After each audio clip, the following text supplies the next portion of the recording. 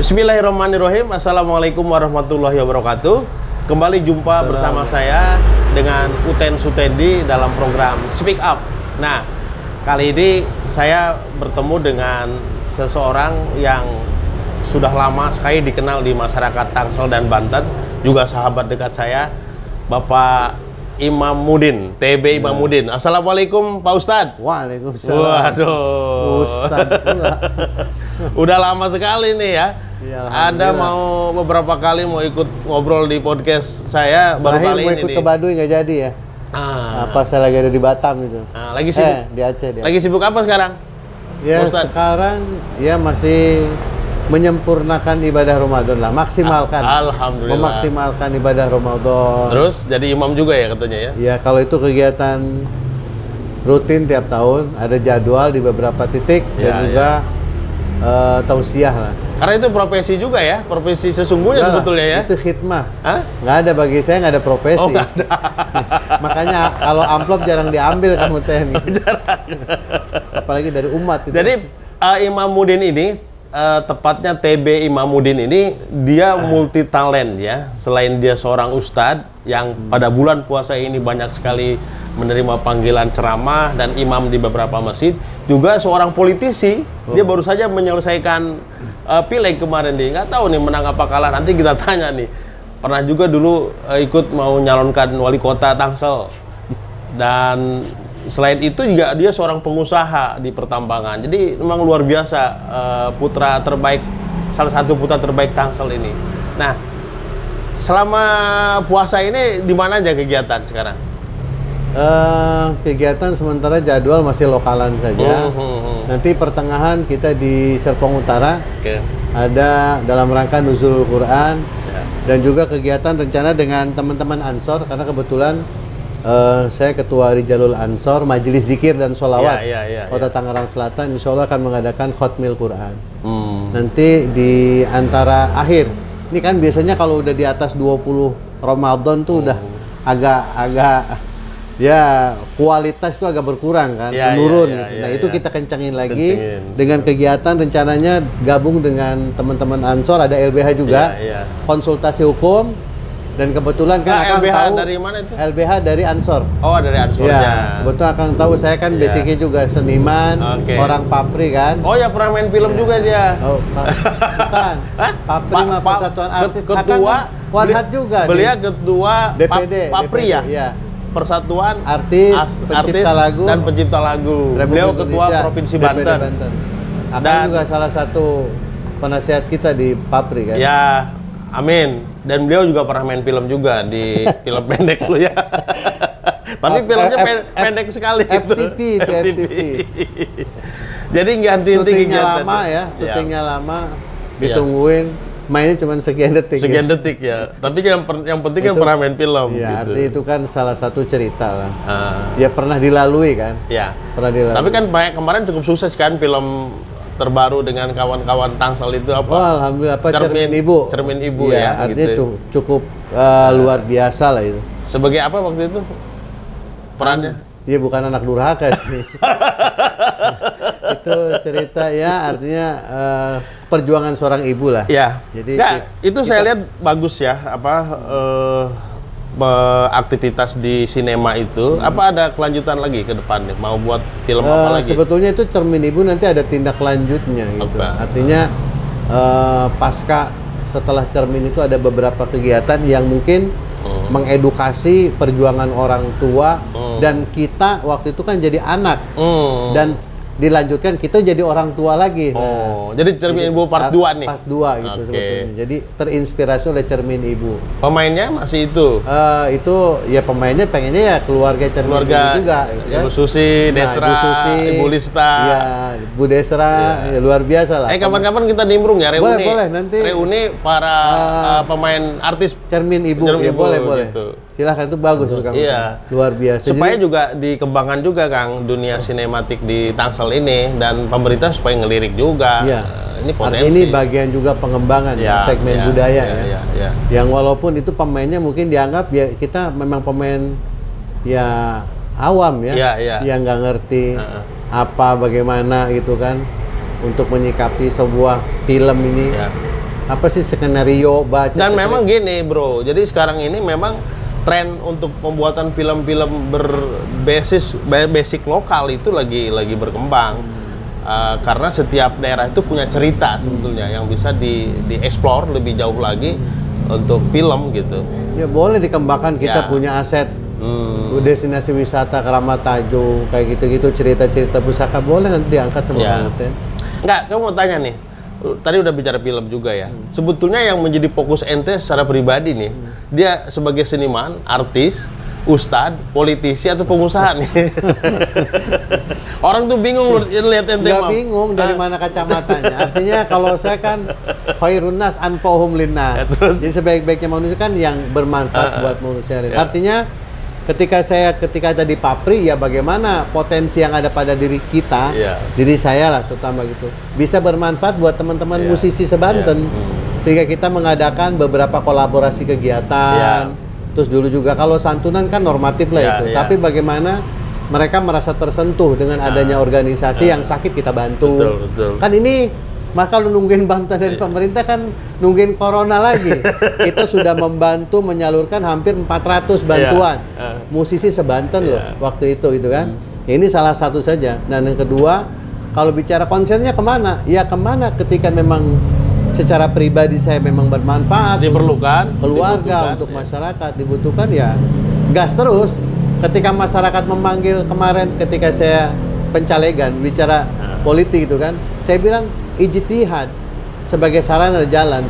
Ketika kita menawarkan sesuatu yang berbeda dengan keinginan masyarakat, ya saya bilang ya kita ingin memperjuangkan. Ketika memang tidak masuk, ya berarti memang lebih memilih yang tapi begini, dalam hidup ini kan harus memilih juga, dan orang harus punya profesi gitu ya. Secara profesionalitas ya.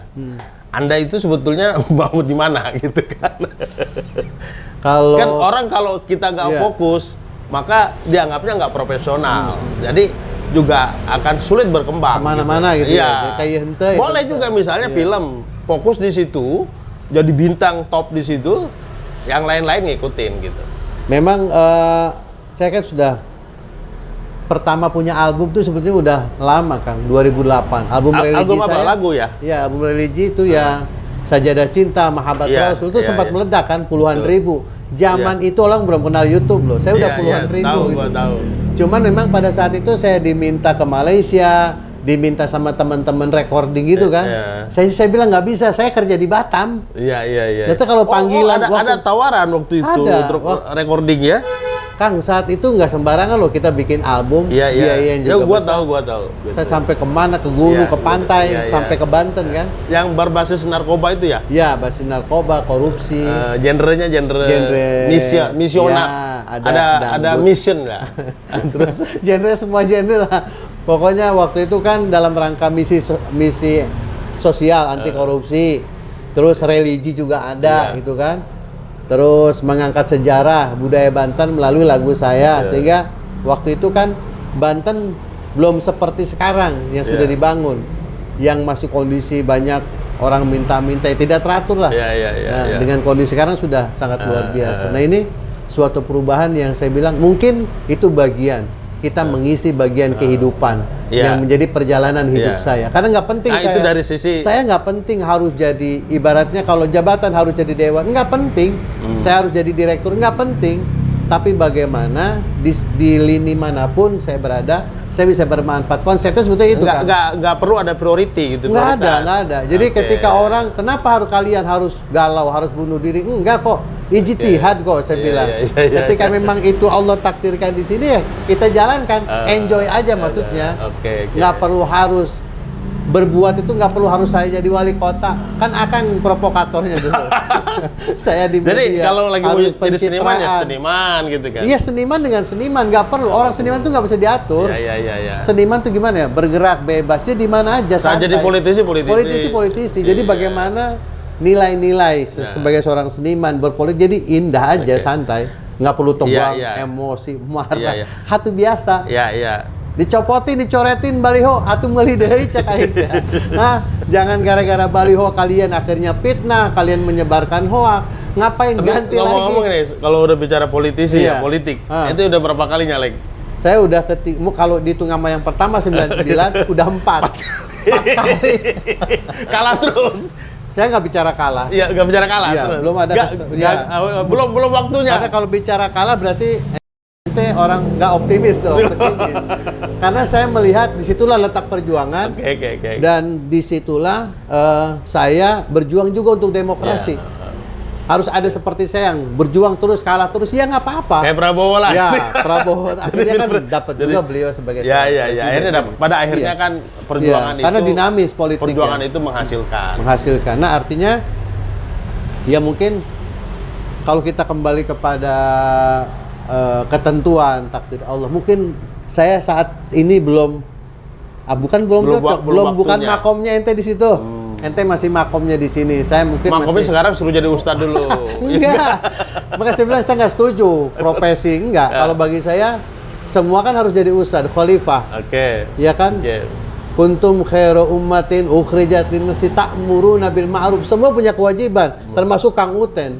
Bukan cuma ustadz doang, saya nggak mau buka PC dulu lah gitu. Bukan ustadz doang, semua punya kewajiban untuk ta'muruna bil ma'ruf wa tanhauna 'anil munkar. Termasuk jadi caleg itu bagian dari ta'muruna bil ma'ruf. Bagian dari dakwah itu. Dakwah. Makanya saya nggak pernah keluarga saya jangan pernah. Tim-tim saya yang pada kecewa, nggak usah kecewa, biasa. Ente kecewa, bagus, berarti ente masih manusia. Tapi kan itu butuh pengorbanan yang cukup lumayan ya, finansial kemarin. Kalau bicara finansial ya pasti, karena konsep saya silaturahmi.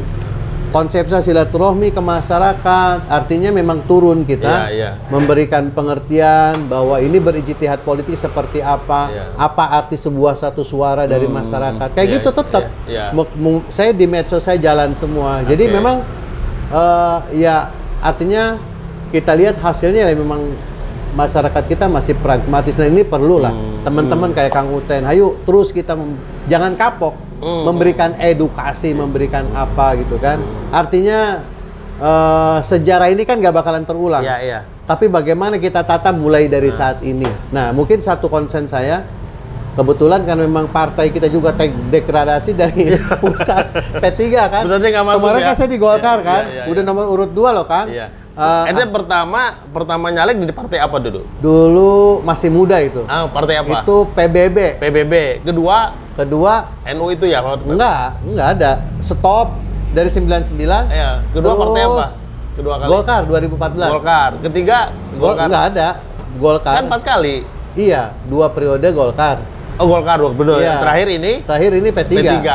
Jadi udah 3 partai ya? 3 partai. PBB, Golkar sama Sama. Back to basic kalau kata orang Cilenggama, karena almarhum Abah dulu memang basicnya di P3. Iya. Makanya mudah-mudahan ini menjadi apa namanya tempat terakhir lah. Karena begitu miris kita partai lama yang keluar kan? Iya. PDI, Golkar, Iya. P3. Nah ini ngomong-ngomong soal Anda waktu itu pasti jalan banyak ke tempat-tempat masyarakat di daerah ya, dan dalam rangka meyakinkan bahwa Anda layak menjadi seorang pemimpin atau seorang anggota legislatif, pembawa aspirasi rakyat. Kan ramai nih di publik nih soal transaksional, soal beli suara. Anda mengalami juga? Mengalami. Ya artinya itu sudah menjadi rahasia umum. Makanya mungkin malah berpikir kayaknya saya nggak cocok membawa aspirasi karena nama saya Imam. Kayaknya saya ngejar kata-kata Kang Uten lagi. Kayaknya saya harus jadi pemimpin. Saya bilang, kita rombak. Saya bilang, kita ini orang kampung Kang. Uang kita 4,3 triliun. Yang kita minta ke depan, itu kebicara saya bilang, kalau saya jadi anggota DPRD, saya akan minta infrastruktur seperti BSD. Orang kampung infrastruktur seperti BSD. Itu misinya. Misinya itu, ya kan? Karena kita kan bukan pelaksana tetap eksekutif. Kita akan meminta kepada eksekutif. Terus respon masyarakat gimana? Bagus. Biasanya bagus. Tapi di akhirnya ada dan ada beberapa hal kayak model pendidikan, kesehatan, ya kan? Saya bilang kita dengan 4,3 triliun kita bisa kok meminta eksekutif bekerja sama dengan rumah sakit swasta. Ya kan? Kayak kemarin kan pengalaman di waktu Covid, rumah sakit sampai kekurangan segala macam. Nah, yang kedua, kita peningkatan rumah sakit di puskesmas menjadi rawat inap. Itu kan nggak terlalu jauh juga. Standarisasinya kita bikin. Kalau itu kan yang sering kita bicarakan ya. Nah, selama jadi caleg itu pasti ngeluarkan duit kan. Habis berapa kemarin tuh? Ya standar aja, saya ketika di Golkar masih segitu juga, nggak sampai yang wah-wahan, biasa aja. Berapa segitu itu?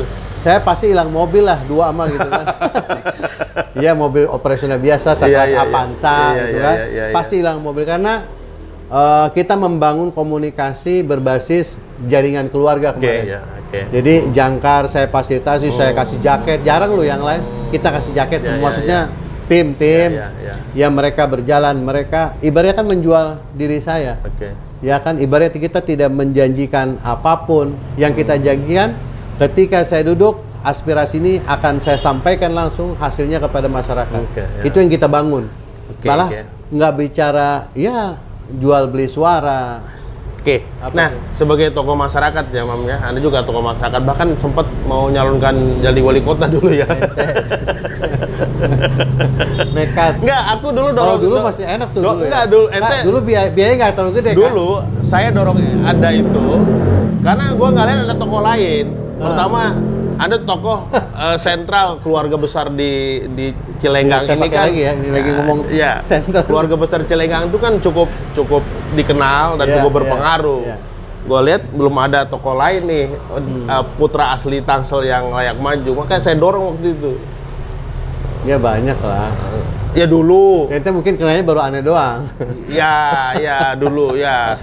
Masih ada tapi minat. Emang kalau kan dulu sebentar lagi kan gede ya? Bukan, sebentar lagi kan mau ada pemilihan wali kota. Ada minat nggak?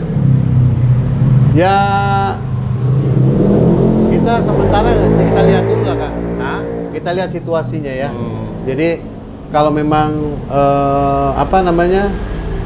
kelihatannya incumbent kan masih kelihatannya ya. Masih. Bukan kelihatannya, bisa dipastikan masih akan maju itu lagi. Kelihatannya kan masih maju dan saya pikir ya sah-sah saja siapapun yang maju kan. Ya, jangan berharap ada sampai lawan kota kosong. Ini tidak kita inginkan. Apa sih Mam di Tangsel ini yang menurut Anda itu masih sangat jauh yang harus dibenahi ya? Konektivitas antar dinas itu doang. Apa? Konektivitas antar dinas. Kenapa? Seharusnya satu kegiatan, ya banyak hal lah. Seperti yang saya alami, saya kan Yayasan Keramat Tajuk kan. Keramat Tajuk itu akan berhasil kalau 3 dinasnya ada di sana. Dinas Pendidikan, Dinas Pariwisata, dan Dinas Perekonomian koperasi waktu itu kan. Dinas Pendidikan. Nah, artinya harus disentuh digarap beberapa dinas. Sehingga tidak saling mengandalkan. Selama ini ya hanya dari Dinas Pendidikan saja, tidak terkonektivitas. Jadi artinya kalau terkonektivitas, saya bilang saya maunya bangunannya itu bukan seperti itu jualannya kan. Jualan yang cuma jualan kopi kan normatif. Kita ingin pengembangan kayak model kerajinan Kota Tangerang Selatan, khas makanan Kota Tangerang Selatan, dan hadirkan anak-anak sekolah. Destinasi wisata Keramat Tajuk itu menjadi muatan lokal. Mereka wajib, anak TK, anak SD datang ke Tajuk. Kita adakan museumnya di sana, museum peradaban, museum peradaban atau museum sejarah Kota Tangerang Selatan atau sentral budaya Kota Tangerang Selatan. Karena saya lihat cuma satu-satunya di Keramat Tajuk yang ada peninggalannya, ada makamnya, ada sejarahnya, dan ada benda pusakanya. Sangat kaya dan kita ini. Itu Anda pegang semua ya? Kita pegang semua. Di Jawa cuma piring raja doang juga diarak-arak kan. Nah, terus respon pemerintah gimana?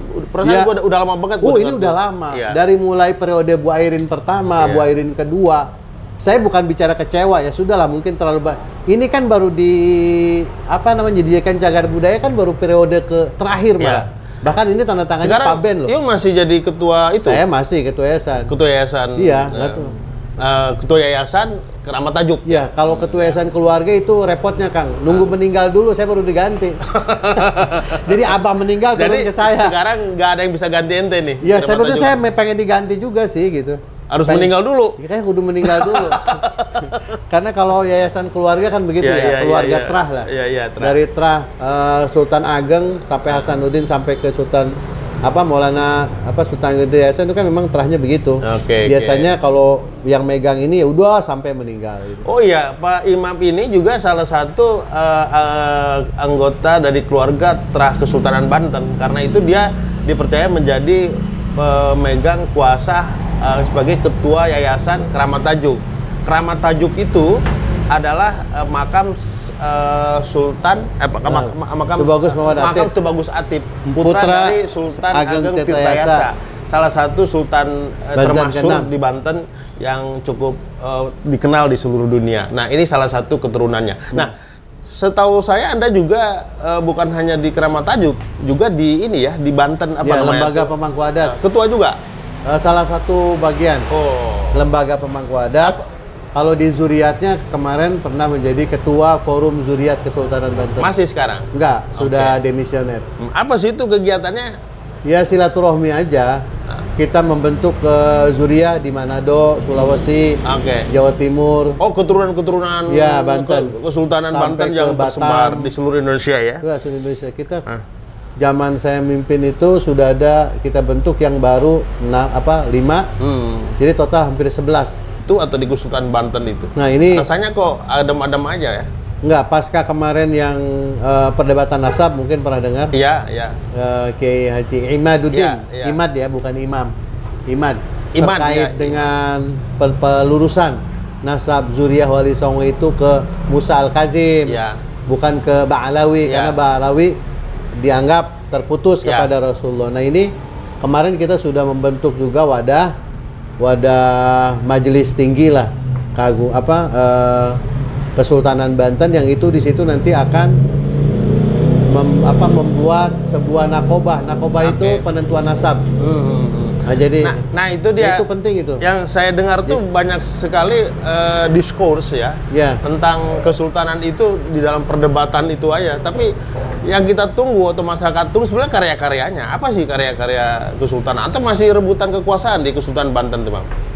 Maksudnya karya secara totalitas secara Ya, personal. karya perbudayaannya, Ya. karya kemasyarakatannya. Nah, ini yang sangat kan miris. yang kita dengar di luar nih, di publik nih, itu kan Iya, iya. perdebatan rebutan kekuasaan. Iya, iya, iya. Gitu loh. Kalau di luar ya, tapi Iya. sementara ini sekarang sih alhamdulillah sudah reda. clear, sudah agak reda lah. Jadi siapa sekarang Kesultanan Banten yang berkuasa di sana? Nggak ada, bukan Kesultanan Banten. Di sana itu adanya kenaziran. Ini salah paham loh, Kang. Oke. Saya yang bicara kemarin, saya menggugat Bambang Wisanggeni yang Ya, mengklaim ada Bambang Wisanggeni. Sultan Banten ke Ada lagi satu Siapa? lagi Tubagus yang di sana sebelum Bambang Wisanggeni siapa? Tubagus Abbas. Abbas. Enggak, itu kenaziran. Kenajiran. Nggak Itu ada. beda. Beda, nggak mengklaim sultan. Enggak, orang tuanya Tubagus Abbas itu? Pak Tubagus Kuncung. Bukan. Enggak. Aba Ismet. Ismet. Kakak itu. Itu bukan kesultanan. Enggak. Itu bukan. kenajiran juga. Kenaziran yang memegang tanah wakaf yang ada di Kesultanan Oh. Banten. Sama dengan saya di sini kenaziran. Posisinya. Hanya pada saat itu kan banyak kegiatan keraton Raja Senusantara. Ya. Kebetulan Abah Ismet yang mewakili Kesultanan Banten. Oke. Sehingga di sana dipanggil Sultan Muda lah, apa segala macam. Iya. Nah, cuma kita kan nggak pernah disclaimer Kesultanan Banten mengklaim Sultan kesekian. Beda dengan Bambang Wisanggeni, saudara saya satu itu menyekang Uten juga kan. Dia mengklaim dirinya sebagai Sultan ke-18. Gue termasuk dia akan jadi Saya bilang, Jaros 9 dulu. Kalau kita kan Sunda nih, kita keluar Bang Banten. Woi, Sultan Ende konon Nah, enggak. sekarang posisi Pak Bambang Wisanggeni apa? Beliau masih mengklaim. Mengklaim sebagai mengklaim Sultan. Sultan Banten Oke. ke-18 yang saya sudah gugat ke pengadilan dan dimenangkan gua oleh tahu kita. itu. Sudah. Dan lu menang kan? Ya menang, tapi dia nggak boleh sebenarnya pidana kalau dia mengklaim lagi. Artinya dengan kemenangan gugatan ente di pengadilan Iya. agama waktu itu ya, berarti tidak berhak lagi Pak? Tidak berhak lagi dan Kesultanan Banten sudah berakhir. Oke. Kalau versi kita, zaman terakhir Kesultanan Banten itu pada zaman Sultan Ageng Tirtayasa. Itu absolut, selesai. Menurut versi Enggak. ente. Bukan versi kita, memang itu terakhir. Oke. Karena Sultan Haji dan lain-lainnya itu adalah Sultan tituler. Rekayasa ya? Bukan rekayasa, tituler. Apa tituler? Sultan digaji Belanda. Iya, Dikasih rumah. rekayasa Belanda maksud saya. Iya, digaji. Mana ada Sultan mah absolut berkekuasaan. Itu terakhir? Terakhir Sultan Ageng. Sultan Ageng Iya, Tirtayasa. makanya kan sejarah Mbak Atip udah nggak usah ngurusin kesultanan, udah ngurusin pulang ke Wetan. Makanya Iya, sebut iya, iya, Abad itu Raden Wetan. Iya. Dan ibaratnya dulu sebagai ibaratnya apa ya? Bagian kalau Kang Uten mau kemana-mana dia nyiapin makanan apa tuh apa bagian ya? Hulu balang? bukan Bukan. bolog, bukan. Bukan hulu balang. Logistik. Oh, logistik. Nah, jadi kalau Iya. orang Banten mau ke Jakarta ngirim makanan kan sesadane nih. Nah, logistiknya dari Mbak Atip. Makanya dulu kan banyak sawah. Oke. Ini Degir ini kan sawah dulu kan? Nah, ini belum banyak orang tahu, Mam, bahwa Kramat Tajuk itu dulunya adalah pusat logistik Iya. untuk Kesultanan Banten. Kegiatan Kesultanan Banten Oke. yang mau ke Jakarta kemana. Makanya di sini kan dulu banyak sawah, pohon karet, ya kan? Ya, tapi saya pernah dapat dokumen dari Belanda, itu dulu Tubagus Atip itu kalau nggak salah punya 32 hektar itu, Mam. Apa tuh? Tanah luasnya itu. Oh, di sini. Kramat Tajuk. Iya. Sekarang tinggal gua kemarin Nah, terakhir kemudian saya lihat kan saya mah udah keturunannya. tinggal 1,2 hektar lagi tuh. Enggak, ada 2,2. Oh, 2,2 ya. Sorry, 2,2 hektar ya. Iya. Jangan dikurang-kurangin kalau tanah mah bahaya ente. Kayak coba ceritakan dong sejarah Kramat Tajuk itu biar masyarakat Sejarah Banten, apa nih? Sejarah Kramat Tajuk itu kan ada juga bilang itu bukit beneran apa Oh, cerita ya. cerita sejarahnya Itu lah. kalau bicara sejarah Kramat Tajuk ya panjang. Artinya saya lebih ke ini kan folklore kan. Nah, Ada sejarah yang folklore, ada yang sejarah berbasis data kan itu. Oke. Kalau yang folklore itu tadi, dulu Kramat Tajuk katanya itu kan tajuk suro biasa di Ya, sawah. oke. Begitu Mbak Atip meninggal, yang pertama adiknya Ratu Ayu meninggal, terus Mbak Atip meninggal, itu lama-lama jadi bukit Oke. kan gitu. Nah itu ya. kan folklore cerita Ya. dan itu diaminkan oleh beberapa sesepuh. Oke, Nah, ya. Itu mau tidak mau, suka tidak Katanya suka. ceritanya juga folklornya itu ada ular juga di bawahnya. Ya, gitu itu kan. cerita-cerita folklore Oke, dan oke. tapi fokus saya nggak ke sana. Ya. Fokus saya kenapa sekelas anak raja Oke. ngapain sih ke sini anak raja? Ya. Nyaman dong harusnya ente jadi anak raja, ngapain sih jauh-jauh kudu ngumbara kemana-mana. Iya. Nah ini yang harus menjadi catatan kita. Pada zaman Sultan Ageng Tirtaesa nggak ada anaknya yang ada di Banten, semuanya ngeli. Pangeran Sugiri, Pangeran Sake, termasuk Ngeli itu apa? pergi Ngungsi karena pada saat oke. itu kan konflik dengan Dengan Belanda. iya dengan Belanda memang Oke, konflik oke. begitu. Ya, Jadi ya. nah sehingga saya berpikir ya beliau diutus ke sini kan untuk mengembangkan salah satunya tentunya kan memang perjuangan Kesultanan Banten Ya. mengembangkan agama, Ya. ekonomi, Ya. budaya sehingga yang ditinggalkan pada saat itu dulu kan sawahnya paling berhasil dan sukses. Ya. Dibuktikan dulu The Green ini kan Ya, sawah, ya. Pak. Ya, Pengairan ada palayangan, Tahu ya gua. kan? Tempat Ini luar mancing. biasa. Tempat mancing gue itu Iya. dulu. Air apa namanya sungai-sungai yang Ya, masih kebun kirai. itu Gua mancing di situ, Mam, dulu, Mam. pokoknya luar biasa lah, iya kan? Casingnya udah cakep banget. Iya, Nah, iya. jadi dari segi ilmu yang diturunkan sama Sultan Ageng Tirtaesa luar biasa. Persawahannya, irigasinya kan berhasil semua. Yang kedua peradaban, kebudayaan, agama dulu Cilenggang menjadi sentral Iya. pendidikan agama Islam. Cilenggang karena pertama kali Masjid Al-Ikhlas itu yang menjadi sejarah sebagai mas kawin daripada Oh. Iya. Cilenggang itu Masjid Cilenggang itu mas kawin. mas kawin, menjadi mas kawin. Tubagus Muhammad Atip menikah dengan Siti Almiah orang Siti? Cilenggang, Siti Almiah. Halmia, oke. Iya, anak apa kalau dulu mah apa ya? Ya kayak inilah tokoh apa. Jadi mas kawinnya masjid. Mas kawinnya Yang masjid. sekarang ada. Ada. Berarti umur masjid itu berapa? Udah berapa abad? 3, 4, 5 berarti. 5 abad masjid itu itu. kan abad ke-16 ya. Berarti tertua dong di Tangsel ya. Paling tua Ya. kalau bicara tertua. Nah, kalau begitu harusnya kan dijadikan semacam apa namanya, Mam, tempat yang dipustakakan lah di. Nah ini masalahnya kan barang-barang lamanya itu, bangunan lamanya itu kan dipendem di dalam masjid itu. Ada di bawah. Nggak bisa dibongkar. Iya, yang ada cuman beduk. Yang biasa Anda dan keluarga itu dimandiin itu dari situ. Keris-keris karena pusaka. Kenapa? Beda lah. Beda itu bukan. Beda kalau. Jadi di bawah masjid itu masih banyak benda pusaka. Bukan. Bangunan lama masjid. Masjid yang pertama Oke. itu udah dipendam Oh. sama almarhum ayah saya itu dipendam karena mau dibangun masjid yang baru. Dan dulu nggak kepikiran ada cagar budaya lah apa. Iya, Dulu kan iya. Harusnya kayak menjadi, maksud saya jam-jam lama tempat Masih khutbah ada. yang udah jadi lapuk, udah jadi apa ya, udah Jadi masjid yang berdiri Beduk sekarang aja itu, nggak ada. masjid yang berdiri sekarang itu udah Baru. bangunan, yang masih utuh lama, benda Beduk. lama, baru beduk aja. beduk. Berarti Beduk. beduk itu udah sekian abad. Oh iya, ya. beduk mungkin ada 300-an lah. Harusnya kan itu jadi ini ya, pusaka itu ya. Iya, apa, tadi, cagar- cagar budaya cagar ya. budaya. Nah, pemerintah perhatiannya ke situ. Dulu kan konsensus saya bilang pada saat itu saya sampaikan kepada dinas sebetulnya. Oke. Jadi berbicara cagar budaya bukan cuman yang ada di makam aja saya bilang. Iya. Harus cagar budaya itu lingkungan yang oke. ada di sekitar makam cagar budaya ini yang harus juga Oke. menjadikan kawasan yang harus dilestarikan. Makanya saya bilang ini terakhir deh bangunan apartemen. Besok mah nih kawasan Cilinggang jangan ada lagi yang bisa membongkar masyarakat asli gitu, Kang. Iya, betul. Ini udah kena tol habis. Besok kalau ini dibayar sama Kang Uten 20 juta pindah orang Cilenggang, eta tajuk sana ngurusan kurang teh. Bakal kena tol emang. Ya enggak, kalau habis. Iya. Harus Tapi dilestarikan. dijaga lah. Harus dijaga. Jangan kayak harus ada aturan-aturan. Lengkong Kiai kan sebagian udah habis, sumur tujuhnya itu udah harus habis, dijaga. gitu. Jadi pelestarian cagar budaya itu bukan hanya sebatas kepada ornamen yang ada di makam. Iya. Tapi wilayah sekitar pun kawasannya harus dijaga. Tapi lebih penting lagi menurut saya bukan hanya bagaimana menjadi cagar budaya secara fisik, tapi juga value-nya, nilai-nilainya harus diaktualisasikan.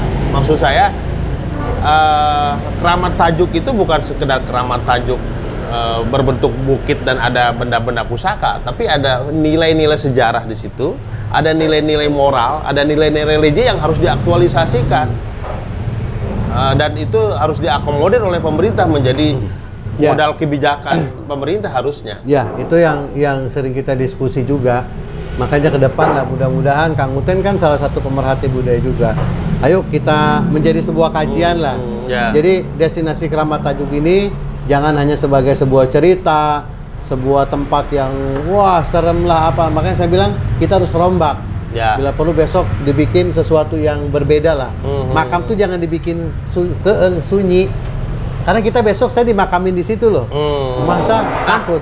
Harus mau makamkan di situ ente. Iya, kapan? Ya, itu mah wallahu a'lam bishawab.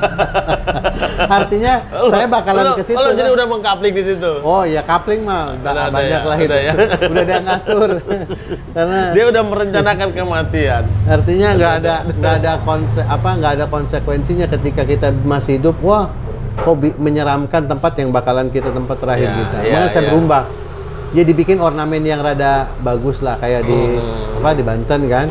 Tulisan Keramat Tajuk pakai lampu terang-terang, jalan bagus. Oke, yang gua maksudkan dengan perlunya mengeksplor nilai-nilai tadi itu, misalnya kan itu Bagus Atip itu seorang tokoh yang luar biasa, bukan hanya tokoh nasional tapi juga internasional ya. Dia seorang yang bisa mengaktualisasikan nilai-nilai Islam dalam karya-karya nyata ya, bukan hanya masjid tapi juga membuat pertanian. Saya baca dalam sejarah itu juga menanam pohon kelapa sebanyak-banyaknya gitu kan. Itu luar biasa. Nah, harusnya kan itu menjadi mindset kita sebagai generasi muda itu dalam bergerak mengembangkan negara maupun pemerintahan di Tangsel ini gitu. Jadi tinggal mindsetnya sih Kang. Ada salah satu hal ya, kalau bagi kita nih Zuriah bukan terbebani. Ada satu hal yang menjadi amanah leluhur. Pertama, ingsun titip tajuk lan fakir miskin. Satu. Yang kedua, kalau untuk keturunan Tubagus Muhammad Atip, ini satu hal yang mungkin baru saya sampaikan nih di speak up-nya Kang Uten. Beliau itu bahasa Sundana nyumput di Nucaang. Paham nggak? Sembunyi di tempat terang. Sembunyi di tempat terang. Beliau anak raja, tapi tidak kelihatan sebagai seorang anak rajanya. Tidak menunjukkan ayem. Nah, itu nilai-nilai itu. Nah, itu nilai-nilai. Makanya saya bilang, ketika perdebatan banyak, maaf, saya nggak berbicara sanadnya benar atau tidak benar, itu kan terlalu berlebihan. Saya Zuriah Rasulullah, saya anak, apa sih? Esensinya adalah bagaimana kita menunjukkan akhlak adab kita dengan kebaikan dengan umat, ilmu kita berikan yang manfaat. Nah itu yang saya maksudkan. Sekarang orang banyak mengaku keturunan Nabi lah, banyak keturunan Dzurriyyah, ngaku ulama, ulama kok ngaku, gue bilang gitu kan. Apalagi ustadz profesi, saya lebih nggak setuju lagi. Bukan ustadz. Tunjukin aja karya-karya keustadannya kan, keulamaannya. Jadi begitulah teman-teman, saudara pemirsa semua di mana saja berada. Obrolan yang menarik, santai, ngalor ngidul tapi cukup berisi dengan Bapak Imam TB Tubagus Imam Mudin ya. Demikian pemirsa di rumah dan di mana saja, obrolan menarik dan singkat tapi cukup berisi, walaupun ngalor ngidul tapi cukup kita bisa mengambil pesan-pesan moral dari saudara Imam bahwa yang penting itu adalah kita berbuat baik. Menciptakan karya-karya sebanyak mungkin tanpa harus menunjukkan siapa kita. Terima kasih, saya undur diri, Uten Sutedi. Assalamualaikum warahmatullahi wabarakatuh. Assalamualaikum.